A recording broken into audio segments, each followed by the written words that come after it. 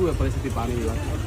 ધાનેરામાં જે જળસંકટ ઊભું થયું છે એના માટે ભારતીય જનતા પાર્ટી ધાનેરા તાલુકાના ધારાસભ્ય માવજીભાઈ દેસાઈ, ભગવાનભાઈ પટેલ, જિલ્લાના મહામંત્રી ત્રણુભાઈ મોદી અને આખી ભારતીય જનતા પાર્ટીની સંગઠનની ટીમ કમ્પ્લીટ ધાનેરા લોકોને પાણીનો ત્રાસ ના પડે, પાણીની તકલીફ ના પડે એના માટે પ્રયત્ન કરી રહી છે. ગઈકાલે રાત્રે મોડા સુધી એક બોર 11 વાગે અને એક બોર રાત્રે 3 વાગે જિલ્લા મહામંત્રી શ્રી ત્રણુભાઈ મોદીની હાજરીમાં ચાલુ કરવામાં આવ્યો છે. બરોબર. બીજી વાત, જે પોસ્ટો મૂકવી પડી છે ભારતીય જનતા પાર્ટીના કાર્યકર્તાઓને, એ લોકોએ નક્કી કરેલું હતું કે આપણે આ વખતે કોઈ પોસ્ટો મૂકવી નથી, લોકોને પાણીના ત્રાસમાંથી અને સંકટમાંથી કઈ રીતે દૂર કરાય.